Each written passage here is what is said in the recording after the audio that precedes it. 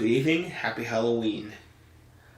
I am Autistic Chef Leahy, and today we are reading a classic tale of terror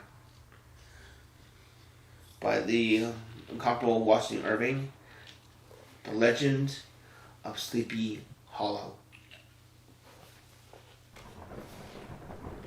In the bosom of one of those spacious coves which indent the eastern shore of the Hudson. Actually, you're the way you had the book is blocking light. So yeah. So do you want to start from the top? Yeah. Good evening. Happy Halloween. I'm the Autistic Chef Leahy, and today we are reading a classic tale of terror, The Legend of Sleepy Hollow by Washington Irving. In the bosom of one of those spacious coves which indent the eastern shores of the Hudson, at the broad expansion of the river denominated by the ancient Dutch navigators the Tappan Zee, when they always prudently shortened sail and implored the protection of St. Nicholas.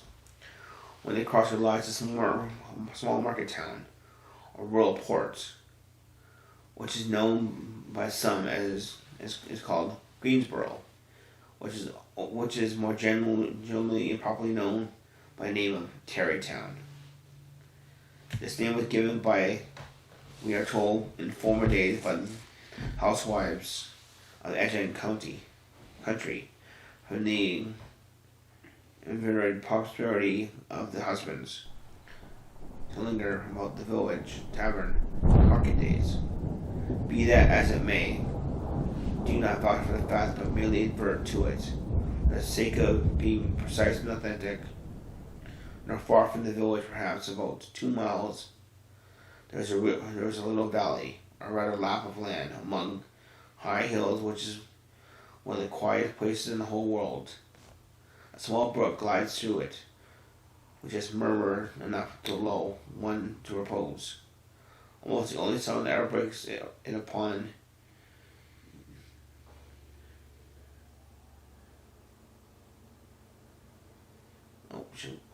occasional whistle of a quail, tapping of a woodpecker. It is almost the only sound that ever breaks upon the uniform tranquility.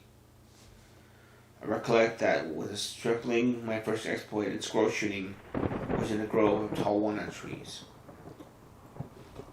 chased one side of the valley. I had wandered into it at noon time, when all nature is peculiarly quiet. I was startled by the roar of my own gun as it broke the Sabbath stillness round. I was prolonged and reverberated by the angry echoes. I ever actually wished for a treat, whether I might steal from the world and its distraction, dream quietly away, a remnant of a troubled life, knew of no more promising than this little valley. From the listless repose of the place, and the peculiar character of its inhabitants, who are descendants from the original Dutch settlers, the sequestered glen had long been known by the name of Sleepy Hollow, and as rustic lads are called the Sleepy Hollow boys. Do not all the neighboring country, a drowsy, dreamy influence seemed to hang over the land, and to pervade the very atmosphere. Some say the place was bewitched by a high German doctor during the early days of the settlement. Others that an old Indian chief, the prophet or a wizard of his tribe, held powwows there before country was discovered by Master Henrik Hudson. Certain it is, country was discovered by it is this place still continues under the sway of some witching power. That the place still continues under the hold the spell over the minds of good people, causing them to walk in continual revere, given to all kinds of marvelous beliefs, are subject to trances and visions, and frequently see strange sights and hear music and voices in the air. The whole neighborhood abounds with local tales, haunted spots, and haunted superstitions. stars shoot and meteors glare off or across the valley than in any other part of the country.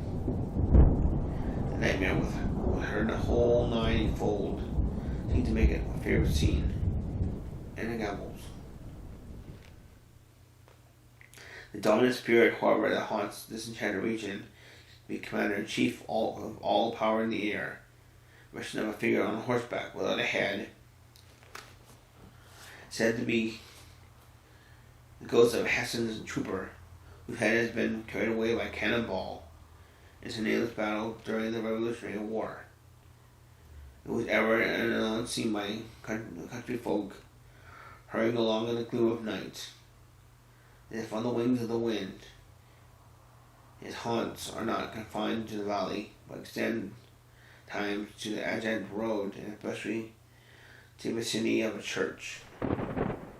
No great parts who have been careful in collecting and collating the floating facts concerning the spectre alleges that the body of the trooper, having been burned in the churchyard, goes right forth to the scene of battle in nightly quest of his head, and that the rushing speed with which he sometimes passes hollow like a midnight blast is owing to his own belated and in a hurry to get back to churchyard before daybreak. Such the general purport of legendary superstition, which has furnished material for many a wild story. In the region of shadows, spectres known at all the country firesides by the name of the Headless Horseman of Sleepy Hollow. It's remarkable that the visionary prosperity I mentioned is not confined and the native inhabitants of the valley, that is unconsciously invaded by everyone who resides there for a time.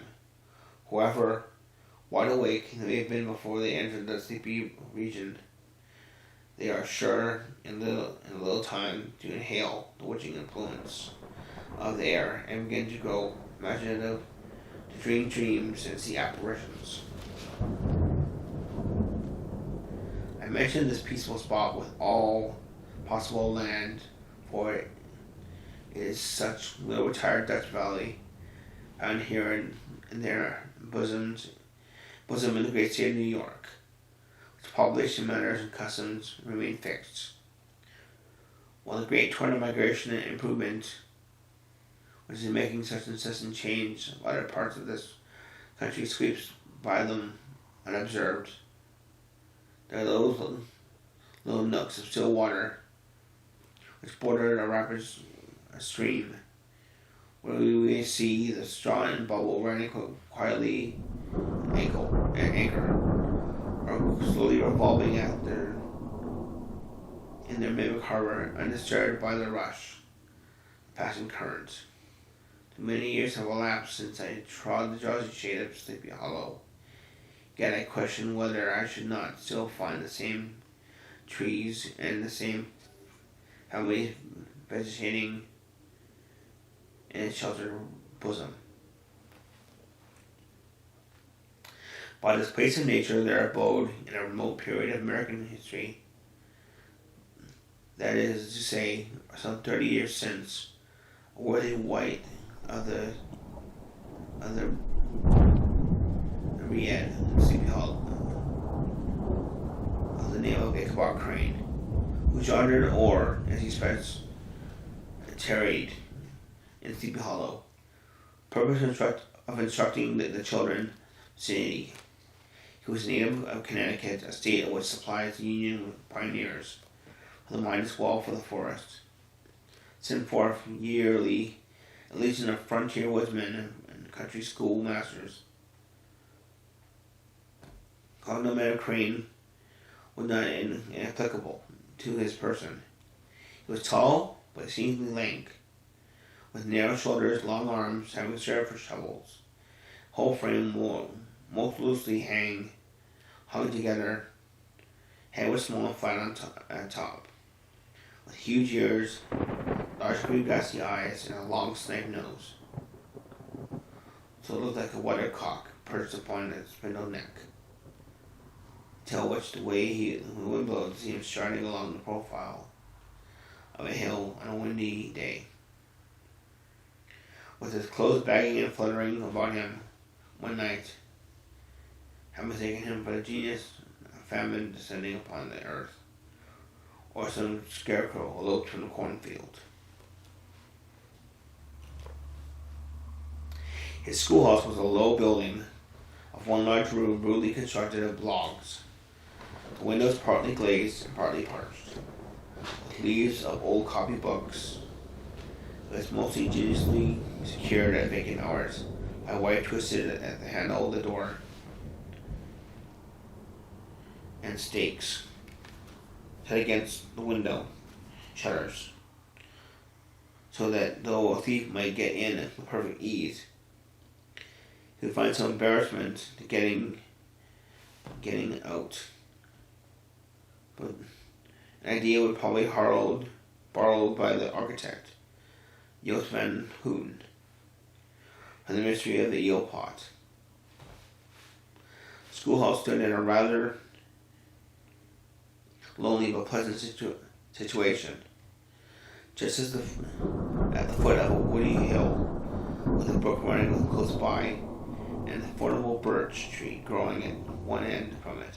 Hence the low murmur of the purple people's voices coming over the lessons might be heard by drowsy summer's day, like the hum of a beehive, interrupted now and then by the authoritative voice of the master, in a tone of menace or command, or preadventures by the appalling sound of the birch, as he urged some tardy loiterer along the flowery path of knowledge to say he was a conscientious man, even bore in mind the golden maxim spear, the rod, spoiled the children. Ichabod Crane's scholars certainly were not spoiled. I would not have imagined, however, that he was one of those cruel potentates of the school who joined the smart of the subjects. On the contrary, he administrated justice, discrimination, rather than severity, taking the burden off the backs of the weak and laying the least flourish of the rod was passed with indulgence. The claims of justice was satisfied by inflicting double portion on some little tough, wrong-headed, broad-skirted Dutch urchin, who sulked and swallowed and grew dogged and sullen beneath the birch. All this he called doing his duty by their parents. Never inflicted a chastisement without following it by the assurance of consolatory to the smarting urchin, and he would remember it and thank him for it the longest day he had to live. When school hours were over, he was even the companion, playmate of the larger boys. On a holiday afternoon, convoy some of the smaller ones home, having to have pretty sisters, or good housewives, or for mothers, noted for the comforts of the cupboard. Indeed, it behooved him to keep a good turn with the pupils. Revenue arising from his school was small. It would have been scarcely sufficient to furnish himself with daily bread. He was a huge feeder, and though lank, had the power of an anaconda. In those parts, boarded and lodged by the house of the farmers, whose children he instructed. With these he lived successfully a week at a time, going the rounds of these neighborhoods, all his worldly affairs tied up in a cotton handkerchief. All this might too onerous on the purses of the rustic patrons, who are apt to consider the cost of schooling a grievous Berthan and schoolmasters, as mere drones. He had various ways of so both useful and agreeable. He assisted the farmers, occasionally in the lighter labors of the farms, how to make hay, mended the fences, took the horses to water, drove the cows from pasture, and cut wood for the winter fire. He laid aside to all the dominant dignity and absolute sway, which he lorded it all in the empire. School, and became wonderfully gentle and grating. He found favor in the eyes of the mothers by petting the children, particularly the youngest. Like the lion bold, which will home that magnanimously, the lamb he did hold, till the child at one knee rock a kiddo with his foot, for whole hours together. In addition to his other vocations, he was the singing master of the neighborhood. Picked up many bright shillings by instructing the young folks in psalmody. As a matter of no little vanity to him, on Sunday he took a station in front of the church gallery by the chosen singers, where in his own mind he completely carried away the palm from the person. Certainly it is his voice resounded far above all. The rest of the congregation, and there are peculiar choirs still be heard in that church. May even be heard half a mile off, quite to the opposite side of the mill pond. Knows an echo on a still Sunday morning, which had to be legitimately descended. Knows an Ichabod crane, thus by diverse little makeshift, by crook shifts, by ingenious way he calmly denominated by hook and by crook. The worthy pedagogue got on tolerably enough. They were thought by all who understood nothing of the labors of head work, to a wonderfully easy life of it. The schoolmaster is generally a man of some importance in a female circle of a rural neighborhood, being considered a kind of idle gentleman, a personage of vastly superior taste, accomplished only to the parson in his appearance. Therefore, is apt to occasion some low start at the tea table of a farmhouse. In addition of a supernumerary day of cakes, sweetmeats, or peradventure the parade of silver teapots. Our man of letters therefore were peculiarly happy, above all the country damsels. How he would figure among them all in the churchyard, being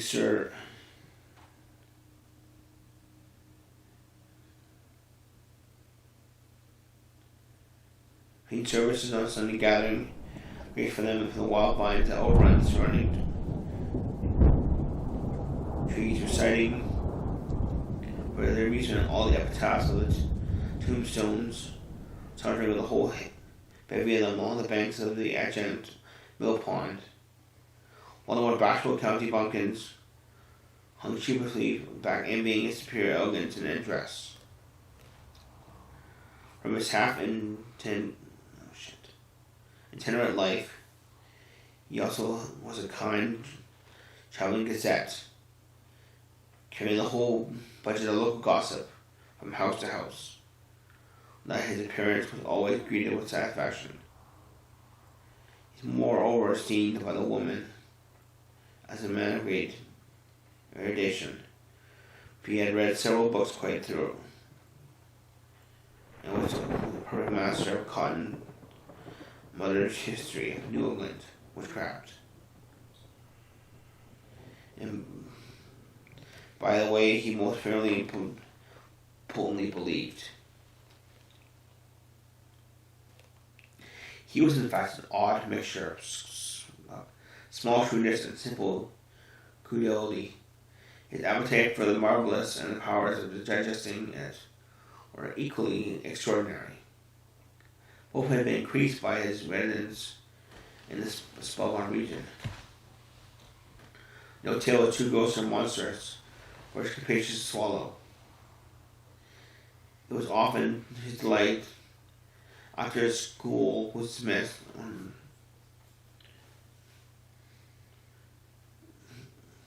of an afternoon, to stretch himself rich bed of clover bordering the little brook that whimpered by his school house, and there con over Mather's direful tills, till the gathering dusk of eating made the printed page a mere mist for his eyes. Then went his way by swamp and stream, and awful woodland, to the farmhouse where he happened to be quartered. Every son of nature at that witching hour fluttered, excited imagination. The moan of whippoorwill from the hillside, the boiling cry of the tree-toad, harbinger of storm, the dreary hooting of the screech owl, or the sudden rustling of the thicket of birds, frightened from their roost.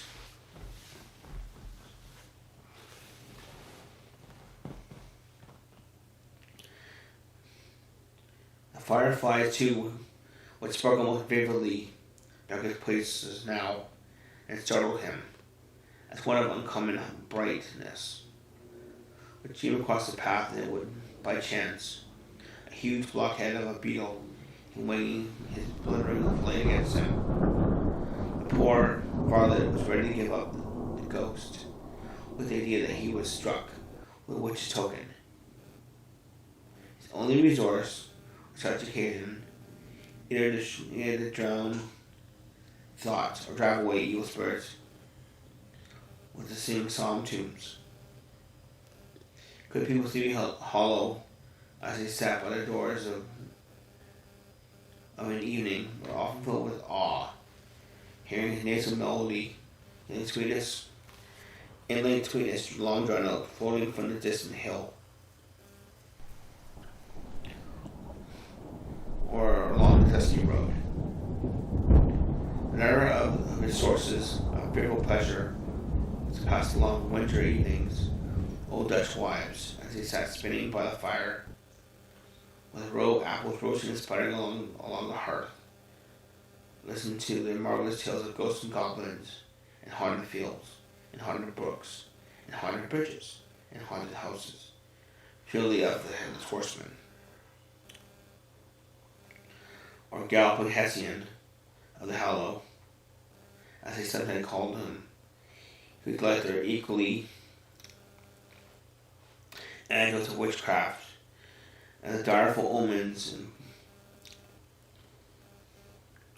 tougher sights and sounds in the air, which prevailed in the early times of Connecticut. It would frighten them woefully with speculation upon comets and shooting stars, with the alarming fact that the world would absolutely turn around, and they were half the time topsy-turvy.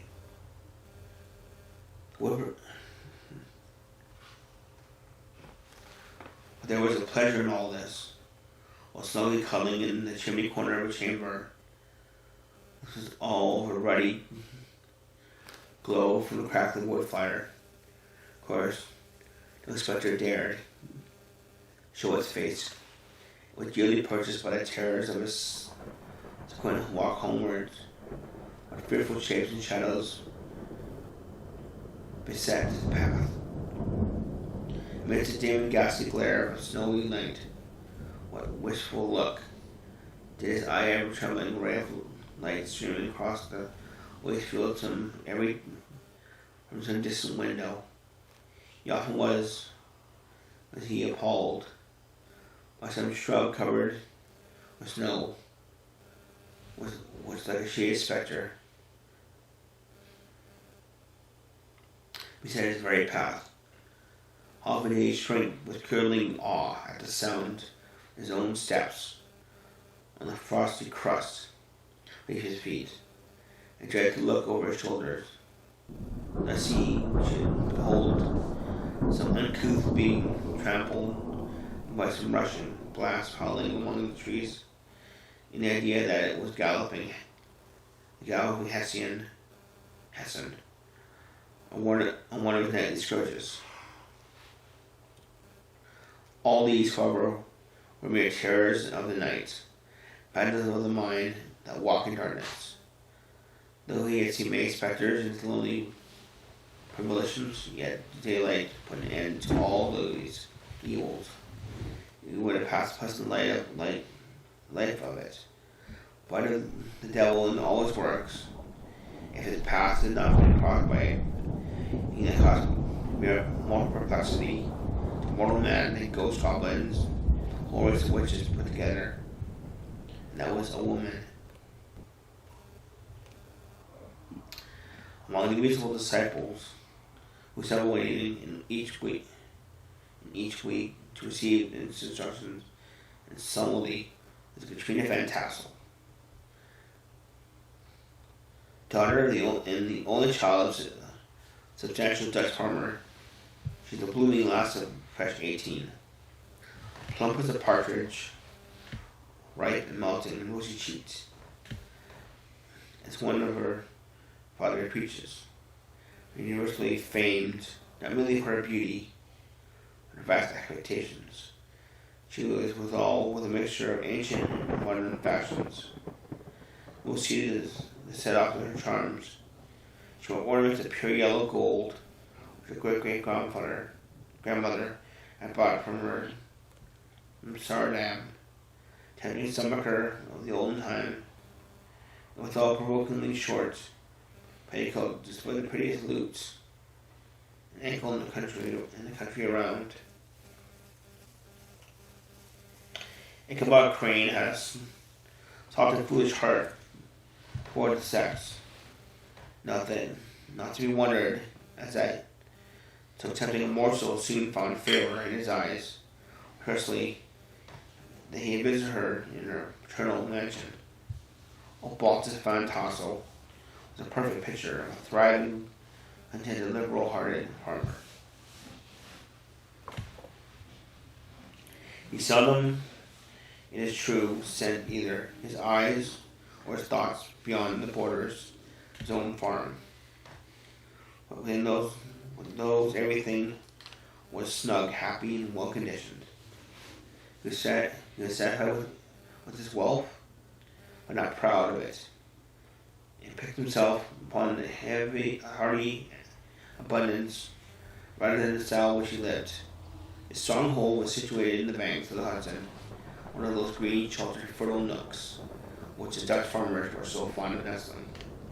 A great elm tree spread its broad branches over it, at the foot of which bubbled up a spring of the softest, sweetest water, in a little well formed of a barrel, and still sparkling away through the grass, who never brook that babbled, along among alders and dwarf willows. Hard by the farmhouses was a vast barn, westward of a church. Every window and crevice was seen bursting forth the treasure of the farm. The flail was busily resounding within from morning to night. Swallows and martins skimmed twittering about the eaves, and rows of pigeons with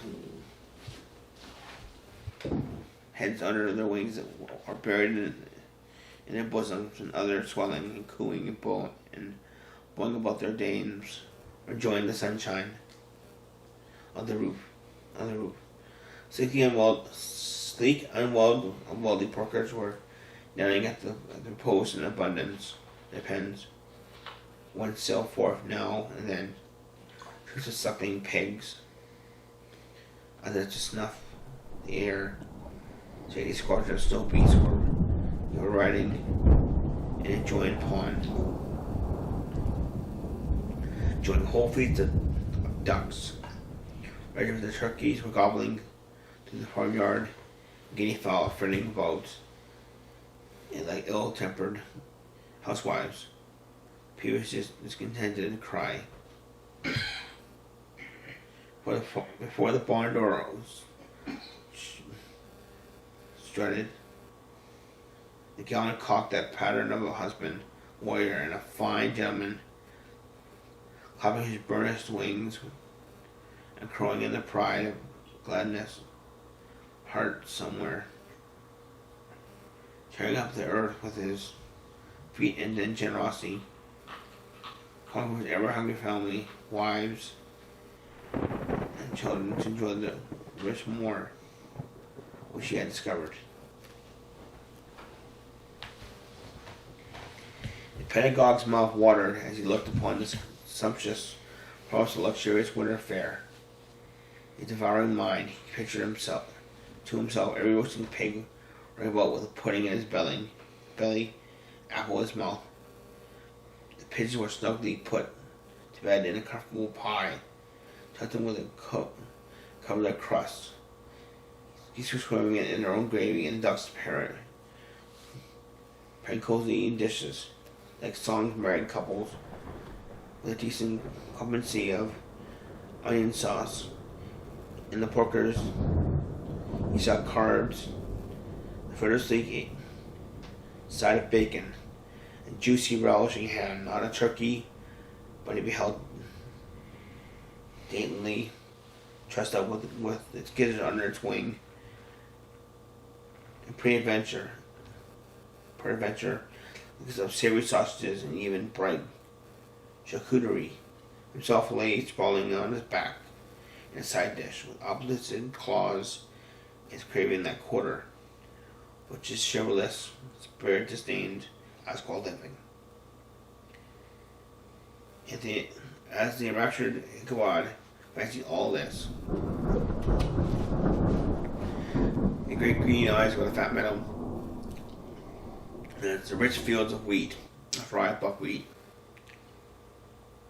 Indian corn, orchards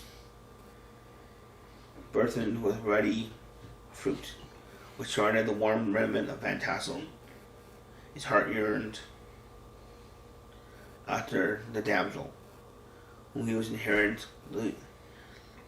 these domains, and his imagination expanded with the idea that he might not be readily turned into cash, and the money invested in immense tracts of wild land, shingle palaces in the wilderness. Nay, his busy fancy already realized his hopes presented to him. Blooming Katrina, the whole family of children mounted on the top of a wagon, loaded with household trumpery, with pots and kettles dangling beneath. Behold himself striding a pacing mirror, with cold at his heels, setting out for Kentucky, Tennessee, or Lord knows where. When he entered the house, conquest of his heart was complete. It was one of those spacious farmhouses with a high-ridged but lowly sloping roofs, built in the style handed down from the first Dutch settlers. Low projecting eaves formed piazza among the front frills, harnessed various utensils of husbandry and nets for fishing in use. Great spinning wheel at one end and churn at the other showed the various uses to which the important porch might be devoted. On the piazza, the wandering Ichabod entered the hall, which formed the center of the mansion. In the place of usual residence, here, row resplendent pewter, ranged on a long dresser, dazzled his eyes. In one corner, a huge bag of wool ready to be spun. Another quantity of linsey woolsey, just from the loom ears of Indian corn, strings of dried apples and peaches. Hung in gay festoons among the walls, mangled from the god of red peppers. Door left ajar gave him a peep into the best parlor, with claw-footed chairs and dark mahogany tables shone like mirrors. And irons with their accompanying shovels, tongs, glistened from the cupboard, asparagus tops, mock oranges, and conch shells, directing the mantelpiece. Strings of various colored birds' eggs were suspended above it. A great ostrich egg was hung from the center of the room. In a corner cupboard, knowingly left open, displayed immense treasures of old silver and well-minted china.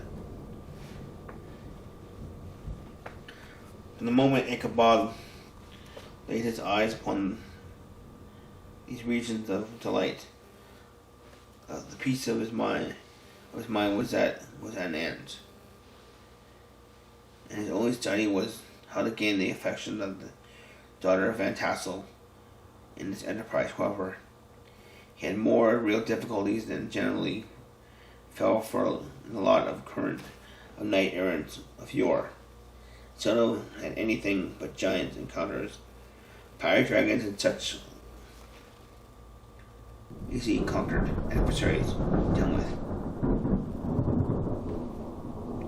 He had to make his way thoroughly through the gates of iron and brass, the walls of adamant of the castle keep. Lydia was hardly confined. All which he achieved as easily as a man who would carve his way center of a Christmas pie. And then the lady gave him her hand as a matter of course. Ichabod, on the contrary, had to win his way to the heart of the country coquette, set with a labyrinth of whims and caprices, which were for ever presenting the labyrinth of whims, for ever presenting difficulties and impediments. He had to encounter a host of fearful adversaries of real flesh and blood. Numerous rustic admirers who beset every portal to her heart. He watchful, angry eye upon each other, were ready to fly out in the common cause against any new competitor. Among the most formidable was a burly, roaring, mysterious blade by the name of Abraham, or according to the Dutch abbreviations, Bram van Brunt, hero of the country round, which wrung with his feats of strength and hardihood. He was broad-shouldered and double-jointed, with short, curly black hair and a bluff, but not unpleasant countenance, having a mingled air of fun and arrogance. Pleasant countenance having mingled from the Herculean frame and great powers of limb. See the nickname of Brom Bones, which is universally known. He is famed for great knowledge and skill in horsemanship, and as dexterous on horseback as a Tartar. He is foremost in all races and cockfights, with the tendency which boldly strength acquires the rest of life. Was the umpire dispute setting on one side and giving his decision an air of tone admitting of no gainsay or appeal.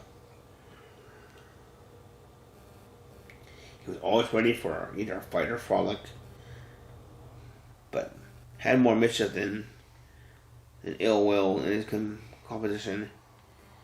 Always overbearing roughness, there was a strong dash of waggish good humor at bottom. He had 3 of her boon companions who regarded him as their model, and of whom he scoured the country, attending every scene of fugitive merriment for miles.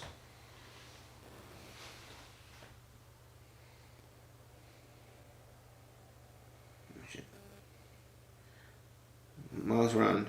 In cold weather, he was distinguished for a fur cap surmounted by a flaunting fox's tail. And when the folks at a country gathering cared this well questions at distance, whisking about among a squad of hard riders. He always stood by for a squall. And as his crew would be heard dashing along the paths farmhouses at midnight with whoop and halloo like a troop of dawn cassocks. Old dames startled out of their sleep for a moment till they heard Scurry had clattered by and exclaimed, "Aye, there goes Brom Bones and his gang." Neighbors looked upon him with a mixture of awe, admiration, and goodwill. And when any madcap prank or rustic brawl occurred, Messini always shook their head and warned Brom Bones was at the bottom of it.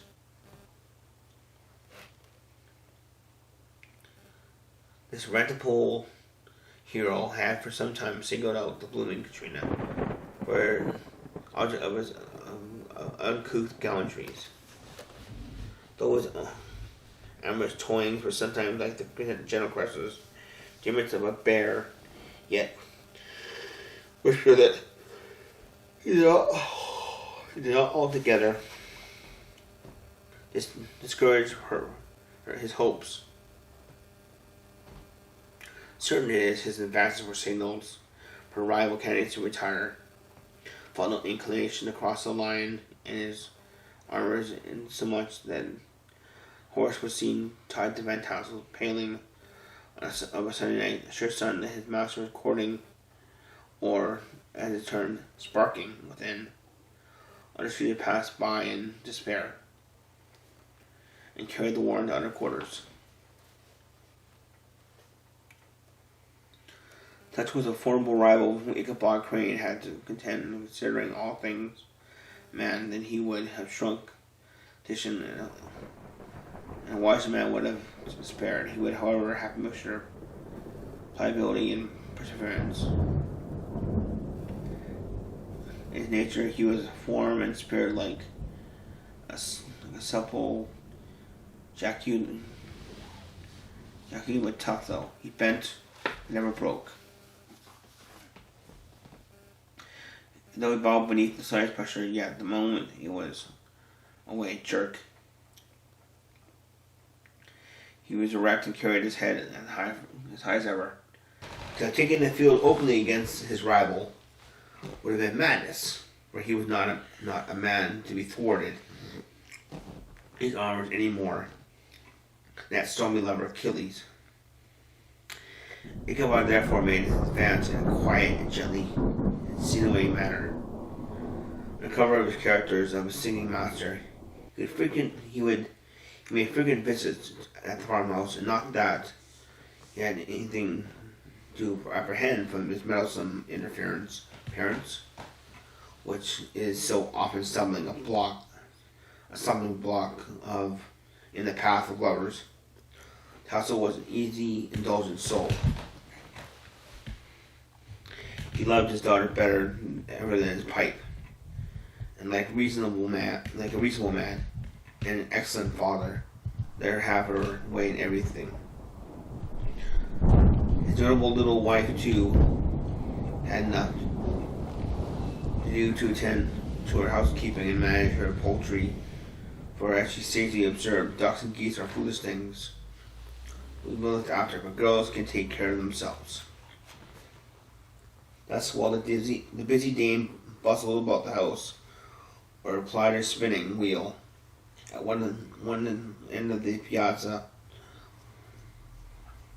honest Bolt would sit smoking his eating pipe at the other, watching the achievement of a little wooden warrior who, armed with a sword in each hand, was most violently fighting the wind on the pinnacle of the barn. In the meantime, Ichabod would carry on his suit with the daughter by the side of the spring under the great elm, or sauntering along in the twilight, that hour so favorable to a lover's eloquence. I profess not to know how women's hearts are wooed, or won, till To me, they have always been matters of riddle and admiration. Some seem to have but one vulnerable point or door of access, have 1,000 avenues, and may be captured in 1,000 different ways.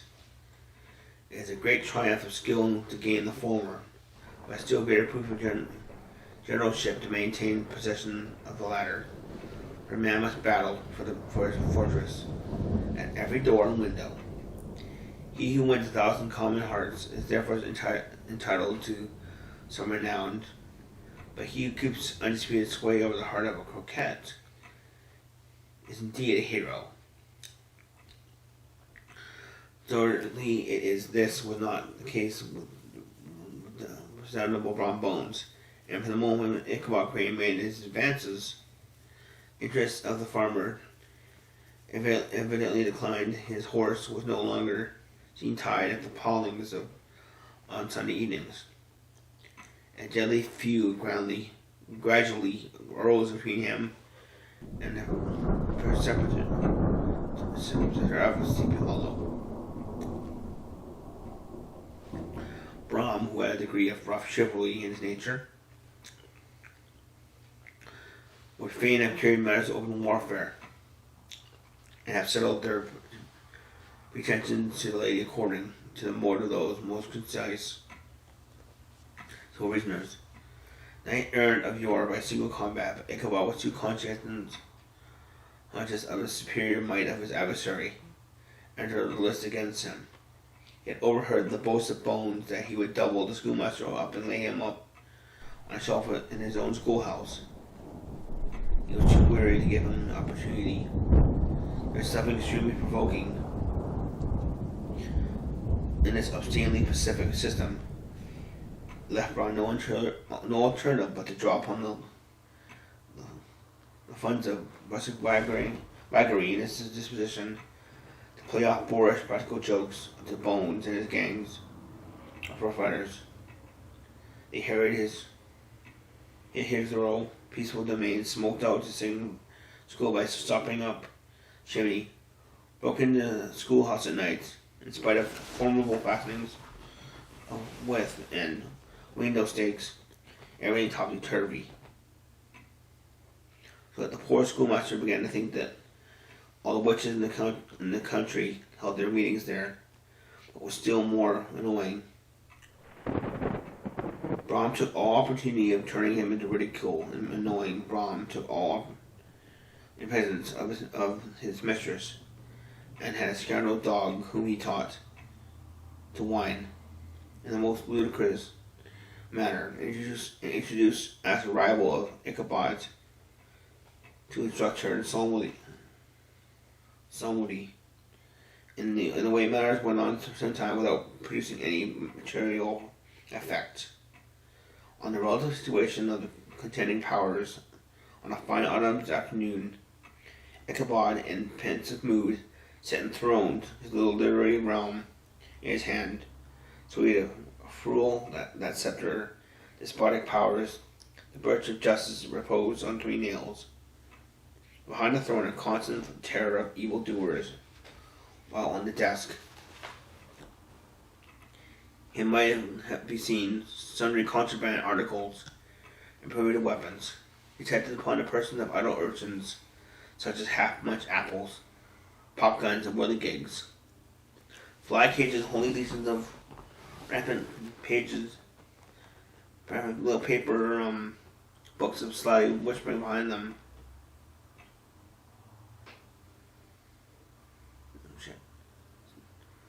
Apparently there have been some appalling acts for the scholar, for all busily intent upon their master, a buzzing stillness toward the schoolroom.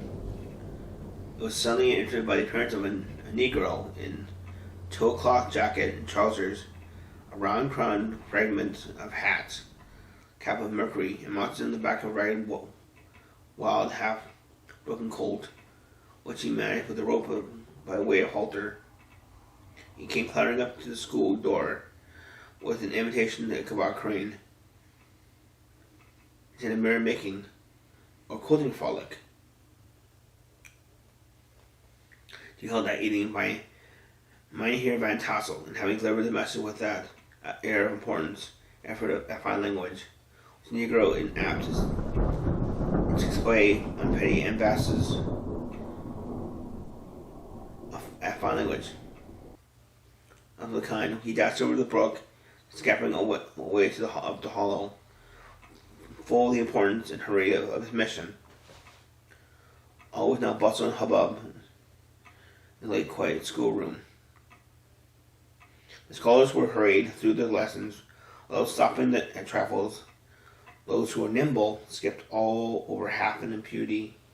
Those who were tardy had a smart occasion, now and then, in the rear to quicken their speed, or help them over a tall word.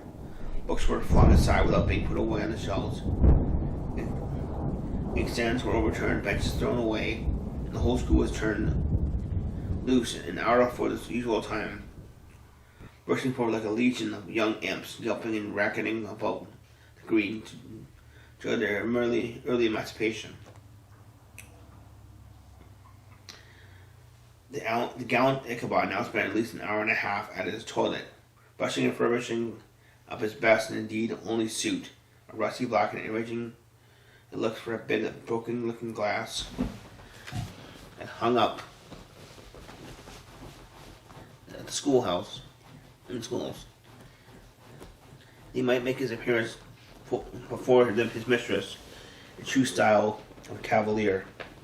He borrowed a horse from the farmer, with whom he was domiciled, a choleric old Dutch man named Hans van Ripper, and thus gallantly mounted, eaching for like a knight errant in quest of adventure. It is meet, it is true spirit of romantic story. He gives an account of the looks and equipment of my hero and his steed. Animal he bestrode was a broken down plough horse, outlived almost everything but his viciousness.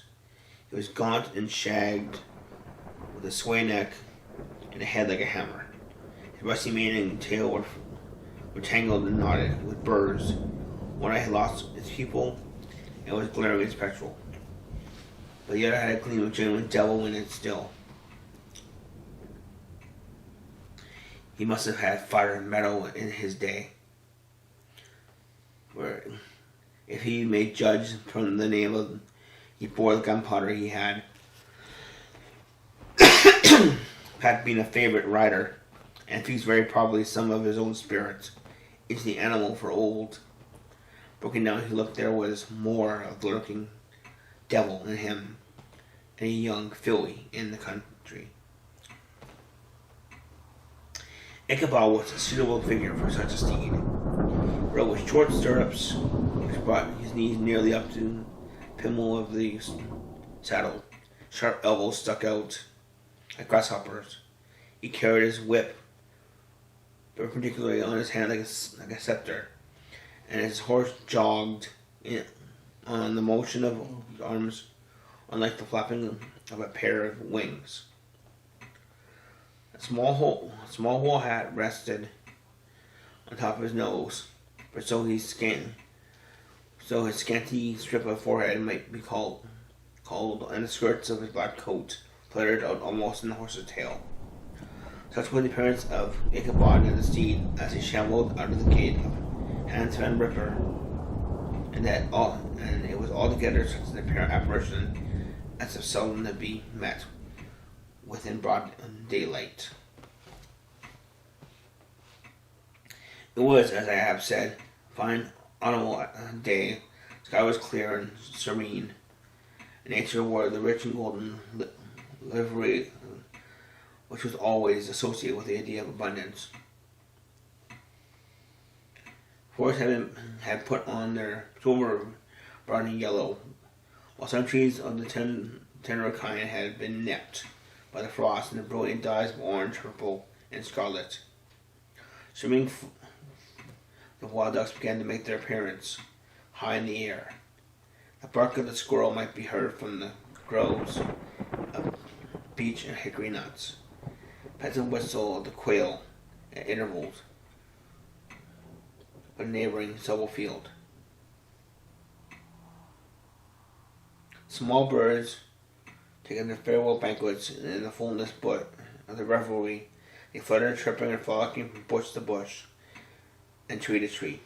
Capricious from their very profusion and variety around them, there was the honest cock robin, the favorite game stripling sportsman, with loud, querulous note, and a twittering blackbird flying in sable clouds, and the golden-winged woodpecker, with his crimson crest, his broad black gorget, and his splendid plumage, and the cedar bird, with his red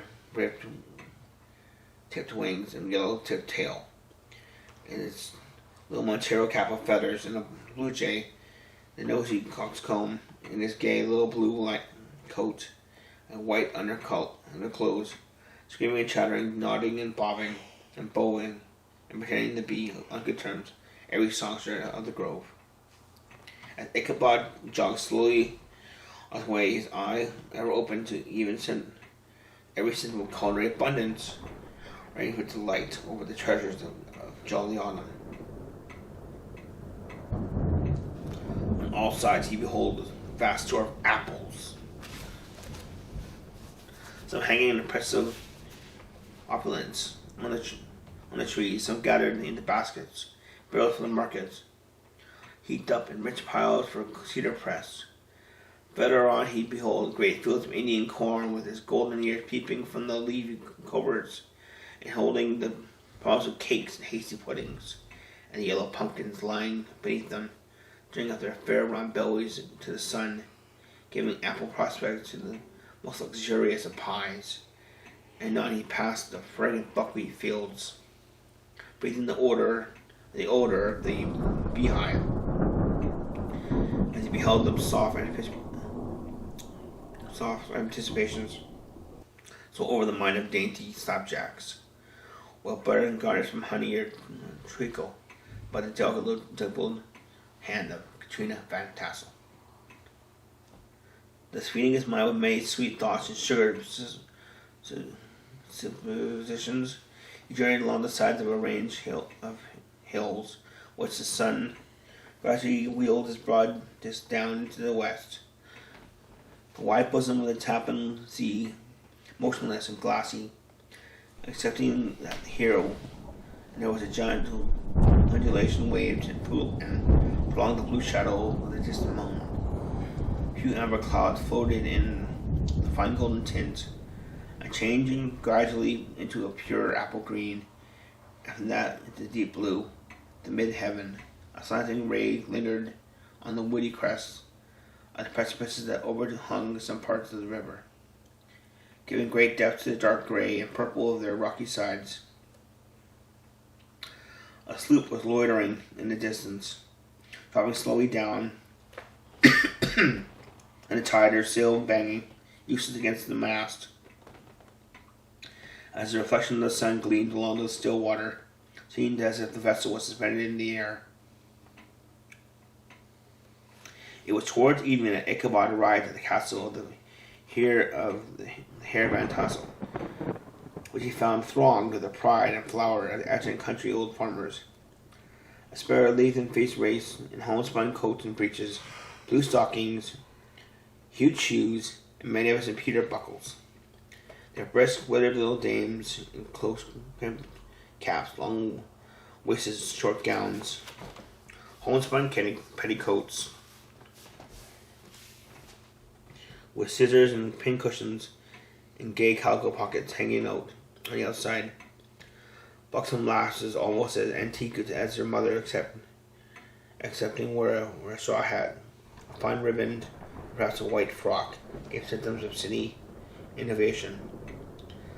The sons in short skirted coats, with rows of stupendous brass buttons, and their hair gradually queued in the fashion of the times, especially if they could procure an eel skin for the purpose of being seen throughout the country as a potent nourisher, strengthener of the hair.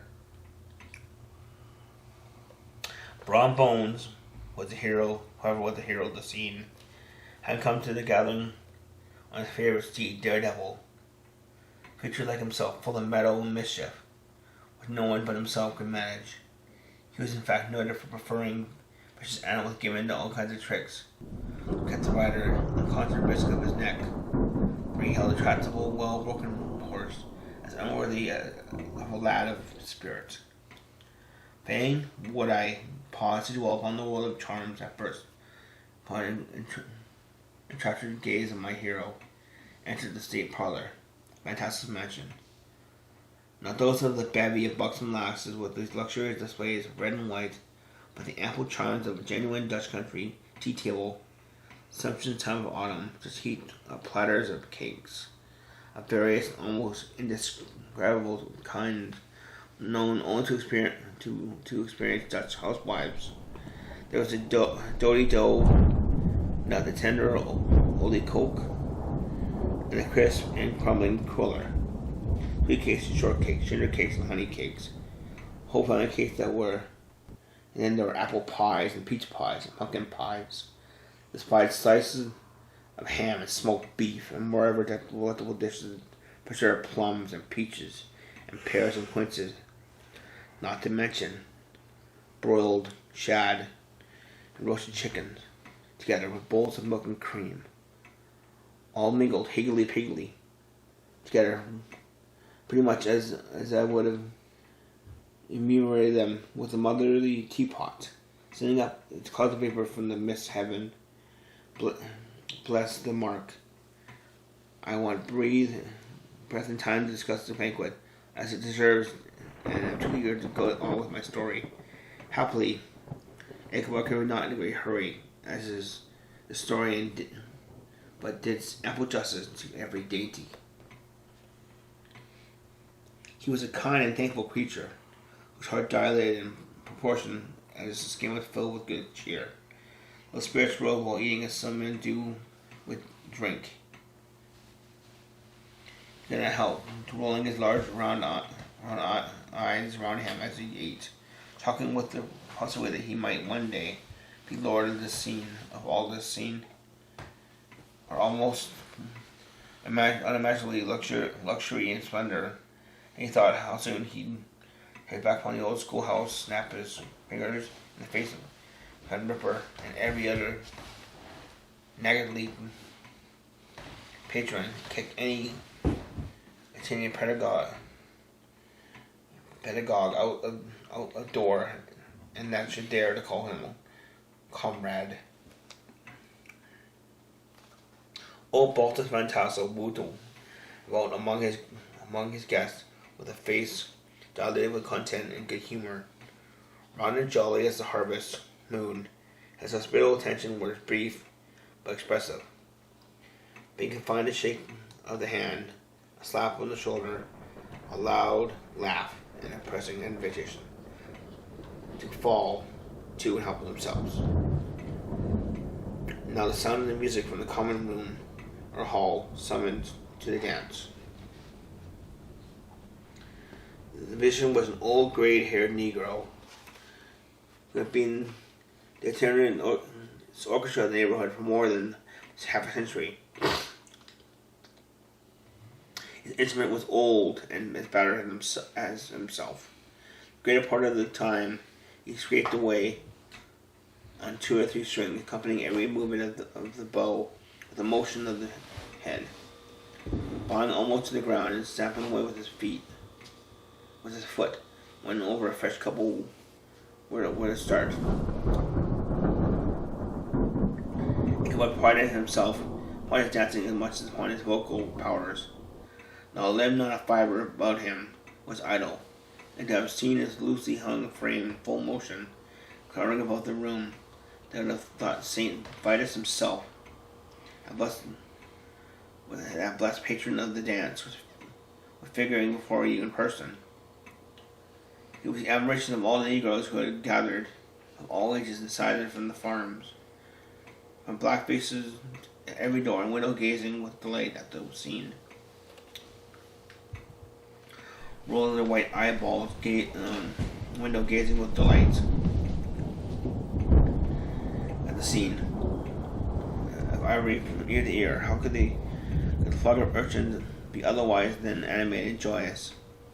Lady of the Heart was his partner in the dance, smiling gracefully in reply of all his amorous oglings, while Brown Moon, sorely smitten with love and jealousy, sat brooding by himself in one corner.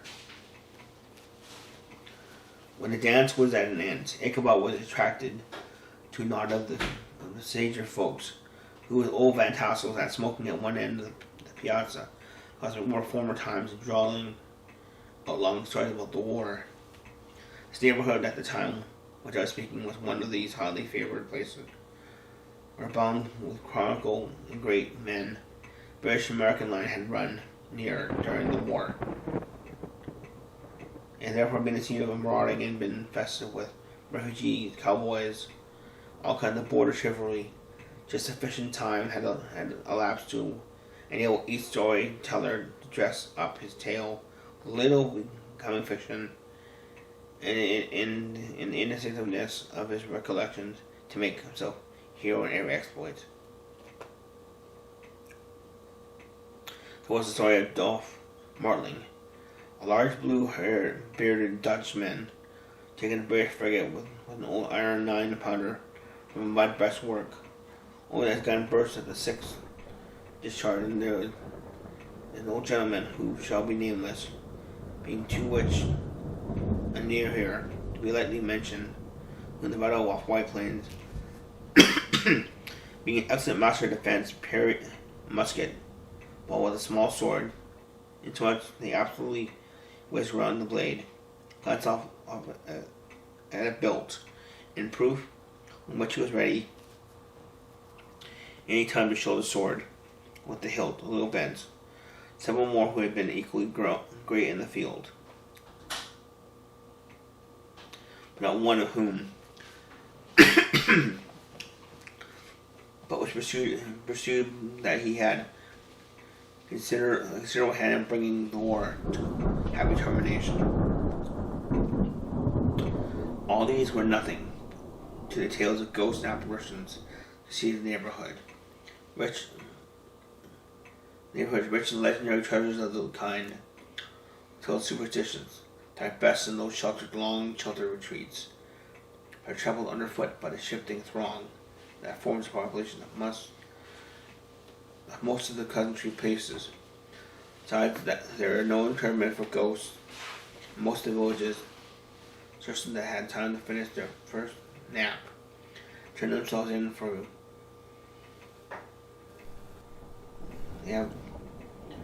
they have graves. Turn themselves in their graves before the surviving friends have traveled away from the neighborhood, so that when they turn out of a night's walk the rounds, they have no acquaintance left to call upon. That is perhaps the reason why we so seldom hear of ghosts, except in our long established Dutch communities. The immediate cause, however, was a prevalence of supernatural stories in these parts, which doubtless owing to the vicinity of Sleepy Hollow. There was a contingent in the air that blew from that haunted region. It breathed forth an atmosphere of dreams and fancies, infecting all the land. Several Sleepy Hollow people were present at Van Tassel's, as usual, doing out their wild and wonderful legends. Dismal tales were told about the funeral trains and mournful cries, and wailings heard and seen at the great tree where the unfortunate Major Andre was taken, which in the neighborhood, which some mentions was made also of the woman in white that haunted the dark land at Raven Rock. Often heard to shriek the winter nights before a storm, and perished there in the snow. Chief part of the story, however, turned upon the favorite spectre of the Sleepy Hollow, Headless Horseman. He who had been heard several times of late patrolling the country, and it was said tethered his horse nightly among the graves in the churchyard. The sequestered situation of the church seems always to have made a favorite haunt of troubled spirits. It stands on a knoll, surrounded by locust trees and lofty elms, from among which decent whitewashed walls shine modestly forth, like Christian purity. Being through the shades of retirement, a gentle slope descends from it to a silver sheet of water, bordered by high trees, between which peeps may be caught at the blue hills of the Hudson, to look upon the grass-grown yards. Sunbeams seem to sleep in it quietly. No one would think that there was at least one dead. At least the dead might rest in peace. On one side of the church extends a wide, woody dell, along which rays a large brook among broken rocks and trunks of the fallen trees. Over a deep black park of the stream, not far from the church, was formerly thrown a wooden bridge. The road that led to it and the bridge itself was thickly shaded, and overhanging trees which cast a gloom about it, even in the day time. But occasionally the fearful darkness of night, such was one of the favorite haunts of the Headless Horseman, and the place where it was most frequently encountered. The tale was told of old Bowery, most radical disbeliever in ghosts. How he met the horseman returning from his foray into Sleepy Hollow, and was obliged to get behind him. How he galloped over bush and brake, over hill and swamp, until they reached the bridge. The horseman suddenly turned into a skeleton, threw a bower up the brook, into the brook, sprang away from the tree over the treetops with a clap of thunder. The story was immediate, matched by a thrice marvelous adventure of Brown Bones, who made light of golf in Hessen as an errant jockey. He found that on returning one night from the midnight trooper near a neighboring village of Sing Sing, he had been overtaken by this midnight trooper. He had offered to race with him for a bowl of punch. She wanted to, for Daredevil beat the goblin horse, all hollow, but as they came to the church bridge, the Hessin bolted and vanished like a flash of fire. All these tales told in that drowsy undertone which men talk in the dark, the countenances of the listeners only now and then seemed a casual gleam at the glare of a pipe sunk deep in the mind of Ichabod. But he paid them in kind with large extracts from his invaluable author, Cotton Mather, and added many very marvelous events that had taken place in Connecticut, and fearful sights which he had seen in nightly walks about Sleepy Hollow. The revel now gradually broke up. The old farmers gathered together their families in their wagons, and were heard for some time ranting along the hollow roads over the distant hills. Some of the damsels mounted on pillions behind the favorite swains, and in the light-hearted laughter mingling with the clatter of hoofs, echoed along the silent woodlands, sounding fainter and fainter until they gradually died away, and the lazy noise and frolic was all silent and deserted. Ichabod only lingered behind, according to the custom of country lovers, have a tete-a-tete with the heiress, fully convinced down the high road to success. What passed at an interview, I will not pretend to say. But in fact, I do not know something. However, I fear me I must have gone wrong, for he certainly sailed forth after no very great interval, and with an air quite desolate and chopfallen. Oh, these women! Could that girl have been playing off any of her coquettish tricks? Was her encouragement of the poor pedagogue all a mere sham to secure her conquest of his rival? Heaven only knows, not I.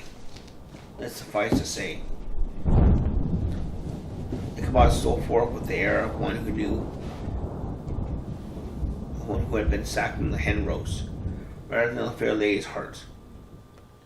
Without looking to the right or left, noticed the scene of a rural wealth she had so often gloated. He went straight to the stable, and with several hearty cousin hooks roused the steed, most uncourteously from the comfortable quarters in which he was soundly sleeping, drink of mountains of corn and oats, and whole valleys of timothy and clover.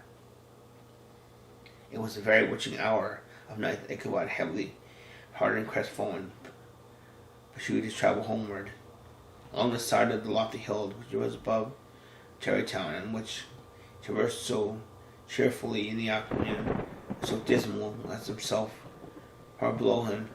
Tappan Zee spread its dusky and indistinct waste of water from here and there the tall masts of a sloop riding quietly at anchor under the land in a dead bush of midnight. You hear the barking of the watchdog from the opposite shore of the Hudson. It was so vague and faint. The idea of his distance from the faithful companion of man. Now and then, too, his long-drawn crowing of a cock accidentally awakens, which sound far off from some farmhouse away among the hills, but like a dreaming sound in his ear. No signs of life occurred near him. Occasionally, the melancholy chirp of a cricket, or perhaps the guttural twang of a bullfrog from a neighboring marsh, as sleeping uncomfortably and turning suddenly in his bed. All the stories of his ghosts and goblins that he had heard now came crowding upon his recollections. And as darker and darker, the stars seemed to sink deeper into the sky, and felt so lonely and dismal. He was moreover approaching the very place where many of the scenes of those stories had been laid. In the center of the road stood an enormous tulip tree, which towered like a giant above all the other trees in the neighborhood. It formed a kind of landmark. Its limbs were gnarled and fantastic, large enough to form trunks for ordinary trees, twisting down almost to the earth, and rising again into the air. It was connected with the tragical story of the unfortunate Andre, taken prisoner hard by, and was universally known by the name of Major Andre the Tree. The common people regarded it with a mixture of respect and superstition, partly out of sympathy for the fate of his ill-starred namesake,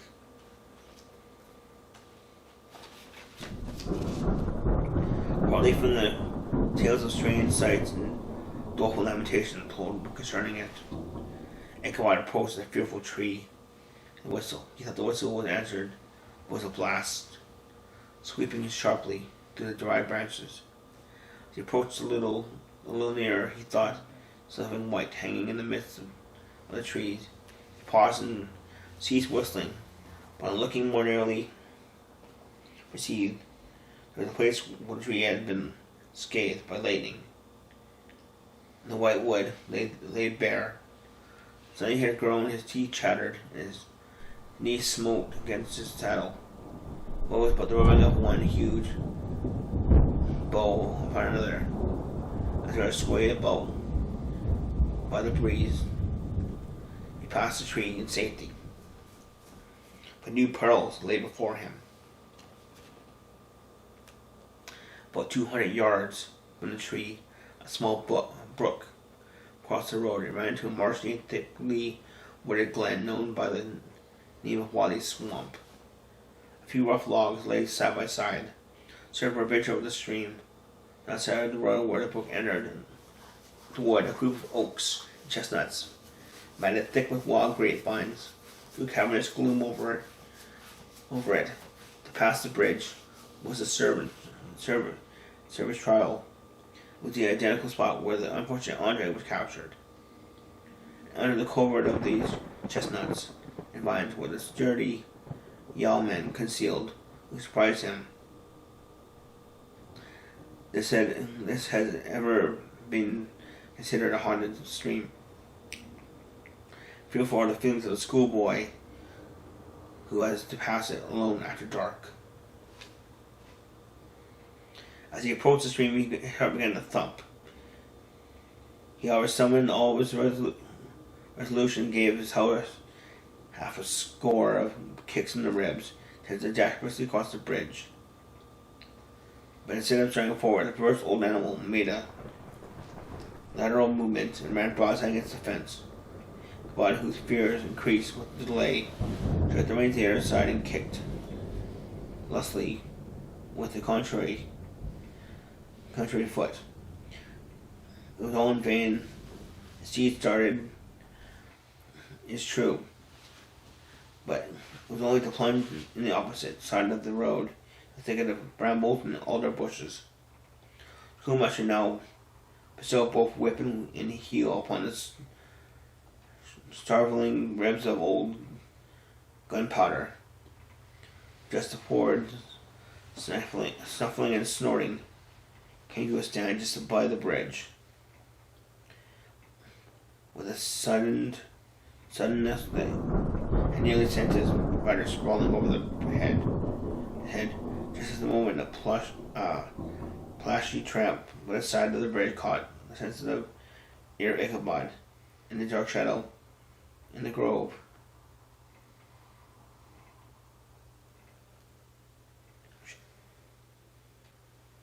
On the margin of the brook he beheld something huge, misshapen, black and towering. It stirred not, but seemed gathered up by the gloom, like a gigantic monster, ready to spring upon the traveller. The hair of the all-frighted Pagog rose upon his head with terror. What was to be done? Turn, fly, and by now too late. And besides, what chance was there in ghost or goblin?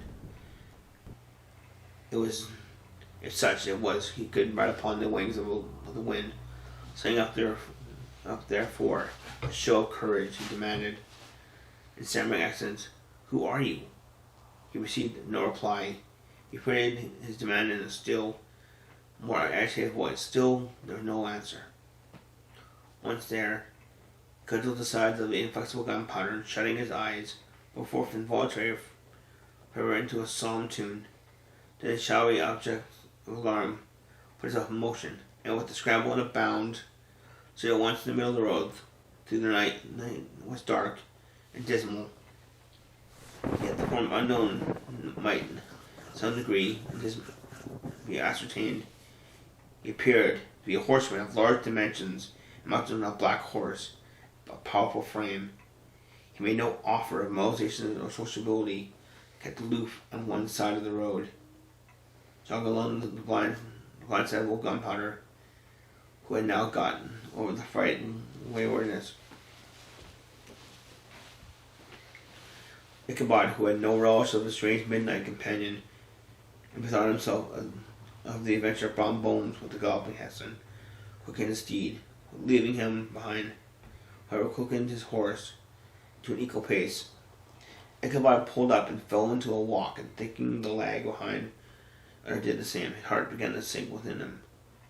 He endeavoured to resume his solemn tune, but his parched tongue clove to the roof of his mouth, and could not utter a stave. There was something in the moody, dogged silence of him, and his companion, that mounting would rise ground would brought the figure of his fellow cloak, covered in relief against the sky, gigantic in height and muffled in a cloak. He was horror struck on perceiving that he would headless. The horror was still more increased, and that the head to be rested on his shoulder was carried before him, on the pommel of a saddle. His terror rose to desperation. He rained sharp kicks and blows upon gunpowder, hoping by a sudden movement impending to slip, but the spectre started full jump with him. Away then, and they dashed through thick and thin, stones flying and sparks flying, every bound. He was flimsy garments in the air as he stretched his long, lank body away from his horse's head, eagerness in his flight. They now reached the road which turned off to Sleepy Hollow, Gunpowder who seemed possessed with a demon, instead of keeping it up with it, made the opposite turn and plunged headlong downhill to the left. The road leads through a sandy hollow, shaded by trees, but a quarter mile. Crosses the bridge famous of goblin stories. Just beyond the swells, a green knoll which stands the whitewashed church. Yet the panicked steed had given his unskillful rider an apparent advantage in the chase. Just as he had got halfway through hollow, the girth of the saddle gave way, slipping from under him.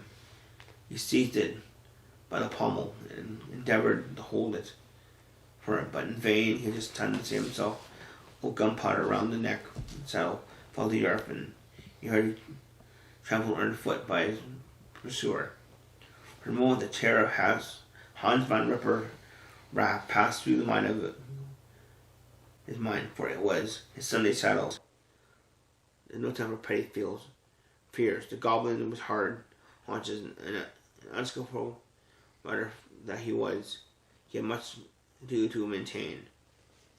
His seat sometimes slipping on one side, sometimes on another, sometimes jolted on the high ridge of his horse's backbone, violence that he barely feared cleave him asunder. Opening in the tree now cheered with him with the hopes that the church bridge was at hand. The wavering reflection of a silver star in the bosom of the brook. Told him he was not mistaken. He saw the walls of the church glaring under the trees behind. He recollected the place where Brombone's ghostly predator had disappeared. I can just reach that bridge, thought Ichabod. I'm safe. Just then he heard the black steed, panting and blowing close behind him. Even if he fancied that he felt his hot breath, another convulsive kick in the ribs, gunpowder sprung upon the bridge. He thundered over the resounding planks. On the opposite side, and Ichabod cast a look upon to see if his pursuer would vanish, according to rule, in a flash of fire and brimstone. Just then he saw the goblin rising in his stirrups, in the very act of hurling his head at him. Ichabod endeavored to dodge the horrible missile, but too late. He caught his cranium a tremendous crash. He was tumbled headlong into the dust. Gunpowder, the black steed, and the goblin rider passed by like a whirlwind. Next morning, the old horse was found without his saddle and without the bridle under his feet. Soberly cropping in the grass at his master's gate, Ichabod did not make his appearance at breakfast, dinner hour. Came but no Ichabod. The boys assembled at the schoolhouse and strolled idly by the banks of the brook, but no schoolmaster. Hans van Ripper now began to feel some uneasiness about the fate of poor Ichabod, and his saddle and inquiry was set up on foot. After diligent investigation, they came upon his traces that one of the leads to the church was found, the saddle trampled in dirt, tracks of horses who could be dented in the road, and evidently at furious speed they were traced to the bridge, beyond which, on the bank of a broad part of the brook, where the water ran deep and black, was found the hat of fortunate Ichabod, and close behind it a shattered pumpkin. The book was searched, but the body of the schoolmaster was not to be discovered. Hans van Ripper, executor of the estate, examined the bundle, which contained all his worldly effects. The 2 shirts and half 2 socks for the neck, a pair of 2 worsted stockings, an old pair of corduroy small clothes, a rusty razor, book of psalms, tunes full of dog's ears, and broken pitch pipe. As to the books and furniture in the schoolhouse, it belonged to the community. Excepting Cotton Mather's History of Witchcraft, New in an Almanac, and a book of dreams and fortune-telling, which last was a sheet of fool's cap scrabbled and blotted, and several fruitless attempts make a copy of written in honor of the Hellers of Van Tassel. These magic books and the poetic scroll were forthwith consigned to the flames by hands of Ripper, who in that time forward determined to send his children no more to school, observing that he would never knew any good come to the same reading and writing. Whatever money the schoolmaster possessed, and he had received quarter's pay, but a day or two before he must have was a person at the time of his disappearance. The mysterious event caused much speculation at the church. On the following Sunday, lots of gazers and gossips were collected in churchyard at the bridge spot where the hat and the pumpkin had been found. The story of Brower, of Bones, and a whole bunch of others were called to mind, and when they had those who considered them all, considered and compared all the symptoms, present came to the conclusion the Ichabod had been carried out by the galloping Hassan, as he was a bastard and in no ways dead. Nobody troubled his head any more about him. School was removed to a different quarter of the hollow, and a pedagogue reigned in his stead.